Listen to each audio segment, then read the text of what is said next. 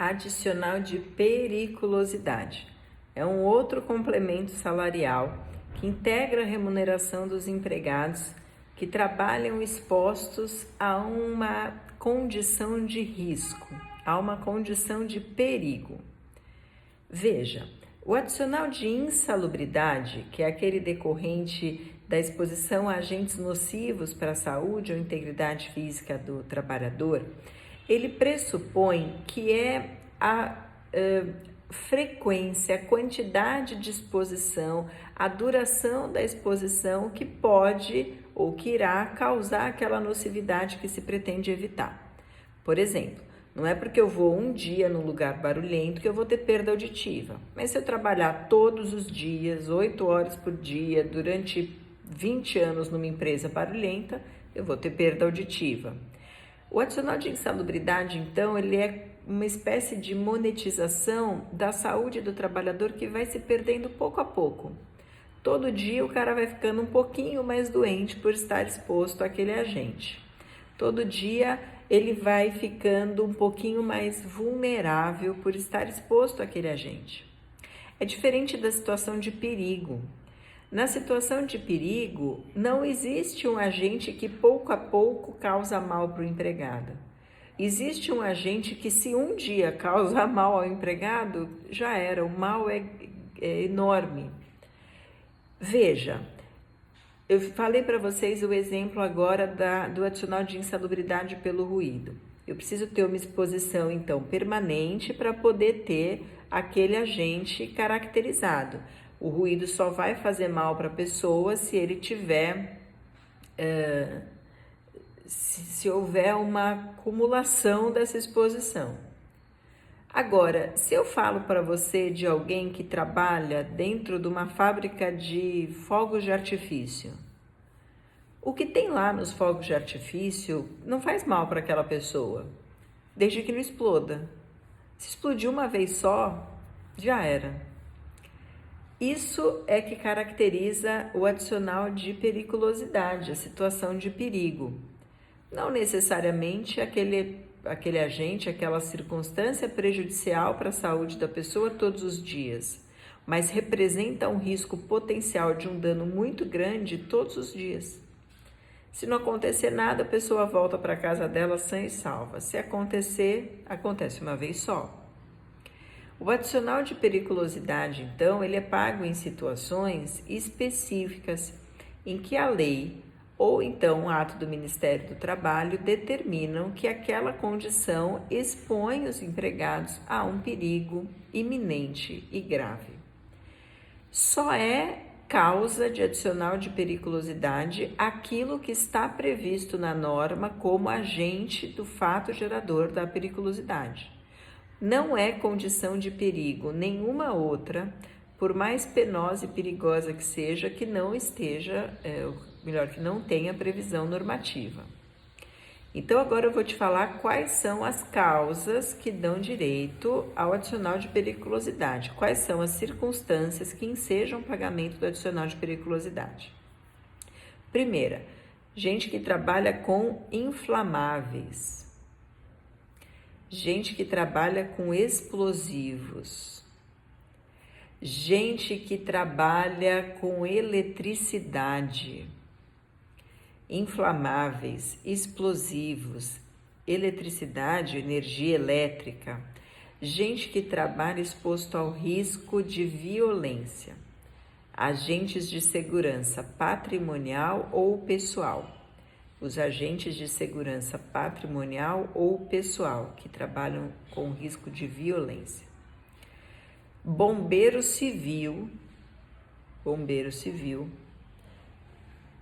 inflamáveis, explosivos, energia elétrica, segurança pessoal e patrimonial, bombeiro civil, radiação ionizante ou radioatividade, e trabalho em motocicleta. Radiação ionizante ou radioatividade e trabalho em motocicleta. Eu vou conversar um pouquinho de cada um deles para a gente ter ideia de como é que funciona esse enquadramento. Quem trabalha com inflamáveis trabalha com líquidos ou gases que têm a característica de facilidade de ser inflamável, de pegar fogo. Quem trabalha com álcool, quem trabalha com gasolina, eu não sei se vocês lembram, alguns anos atrás, no porto aqui de Santos, teve um acidente muito impactante num tanque de armazenamento de produto inflamável. Eu não me recordo exatamente o que aconteceu, que disparou o começo daquele incêndio, mas o negócio pega fogo, explode e todo mundo que está em volta explode junto com aquele tanque. Era aqueles tanques bem grandões que ficam na beira da estrada, você vê aqueles armazéns com os tanques enormes. Um deles explodiu porque tinha um produto inflamável dentro. Sempre que essas substâncias inflamáveis estão numa quantidade relativamente grande e esta quantidade é capaz de causar um dano a um determinado raio de distância, ou seja, eu sei que as pessoas que trabalham naquele local serão atingidas em caso de acidente, em caso de queima daquele inflamável, existe o direito ao adicional de periculosidade. Esse enquadramento, os limites, a quantidade, o diâmetro, o raio, tudo isso está numa norma regulamentar, que é a norma regulamentar 16, NR 16, do Ministério do Trabalho. Existe, então, a necessidade de eu verificar uma concentração de inflamável para que haja direito à percepção do adicional de periculosidade. Veja, por exemplo, que, como eu disse, gasolina, álcool, diesel são combustíveis inflamáveis e que nem por isso todo mundo que trabalha dirigindo tem direito ao adicional de periculosidade. Não é porque eu trabalho dirigindo para a empresa, eu sou um empregado externo e passo o dia inteiro num carro andando para cima e para baixo com um tanque de gasolina que é inflamável que eu vou ter direito ao adicional de periculosidade. Por que não? Porque aquela quantidade de combustível não é capaz de me gerar o direito a monetizar o meu perigo. Pode ser que aconteça do carro explodir, pode ser que aconteça, mas está muito mais ligado a um fortuito, a um risco que eu corro indo passear, como eu corro indo trabalhar, então muito mais relacionado a um fortuito do que verdadeiramente a um risco iminente daquela atividade. Diferente de quem trabalha num armazém que guarda, que estoca diesel ou que estoca material inflamável, porque aí eu tenho vinculado àquela atividade, atrelado àquela atividade, uma condição de risco permanente grave, severa. A ideia aquilo que a gente percebe pelo posicionamento jurisprudencial e por algumas súmulas que o TST tem a respeito dessa situação, é que nesses casos de combustível, nesses casos de inflamáveis que movem equipamentos e máquinas, se a gente tiver o gasto deste combustível ao longo da nossa atividade, como um carro, por exemplo, que o tanque está cheio e eu estou gastando para trabalhar, se é para que eu consiga mexer aquele equipamento, aquele carro, aquele caminhão, aquele furgãozinho para poder trabalhar, não existe direito ao adicional. Agora, existem outras situações em que o que eu tenho é o transporte do combustível, eu não estou gastando. Por exemplo, um caminhoneiro que carrega aqueles caminhão-tanque atrás cheio de combustível. Não é o combustível do caminhão que ele está gastando, mas um combustível que ele está transportando e que está armazenado. Esse sim tem direito de receber o adicional. Uma situação muito interessante foi levada para os tribunais a respeito do abastecimento e do trabalho em aeronaves, da tripulação de aviões, porque os aviões têm tanques enormes, cheios de inflamáveis. E quando esse avião ele para no aeroporto para abastecer, muitas vezes a tripulação está dentro da aeronave. E aí discutiu-se se esse pessoal, enquanto o avião está abastecendo, estava correndo perigo e, portanto, teria direito ao adicional. E o TST decidiu que não tem direito ao adicional a pessoa que trabalha na tripulação de um avião enquanto ele está sendo abastecido. Agora veja, se não tem direito nem quando está sendo abastecido, né, que existe uma exposição maior desse combustível, um risco maior, que dirá enquanto ele está voando e que está consumindo aquele combustível. Então, nesse caso, ainda que seja uma quantidade muito grande de inflamável, não tem direito ao adicional de insalubridade quem trabalha em aeronave, nem enquanto ela está sendo carregada, abastecida, nem durante o voo. Dito isso, eu vou partir para a próxima, que é o trabalho exposto ou num local em que existam explosivos. Teve um acidente não muito tempo atrás, não lembro, Arábia Saudita, não lembro exatamente onde é que era, mas num porto também, numa fábrica de fogos de artifício, não sei se você lembra, mas explodiu uma fábrica de fogos de artifício e pumba, tudo que tem em volta, verdadeiro show pirotécnico, tudo que tem em volta explode junto. É esse tipo de dano que a gente tenta compensar ou melhor, de risco que a gente tenta compensar com o pagamento do adicional de periculosidade. O adicional de periculosidade, para quem trabalha com explosivo, então, tem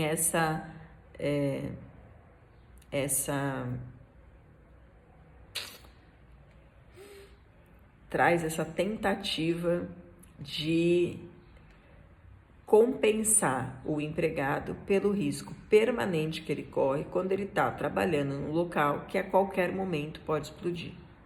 A mesma coisa acontece com a radiação ionizante, já vou pular para ela.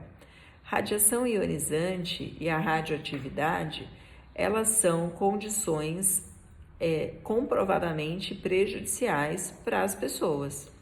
Um acidente com radiação ionizante causa a absoluta mutação e morte num raio gigantesco em torno dela. Se vocês lembrarem do que aconteceu, ai meu Deus, me fugiu o nome, eu tô pensando em outra coisa e me fugiu o nome. Bom, daqui a pouco já volta o nome, mas os acidentes radioativos, eles têm essa característica de serem muito violentos e agressivos. A exposição à radiação ionizante também. A gente já tem comprovado cientificamente que essa radiação ela faz uma mutação nas nossas células, inclusive possibilitando e majorando o risco de desenvolvimento de câncer, por exemplo. Então, quem trabalha com radiação ionizante ou quem trabalha com exposição à radioatividade tem direito à periculosidade. Bom, bomba atômica foi feita com material radioativo, então a gente consegue imaginar, mensurar o problema que isso gera e o tamanho da agressividade disso.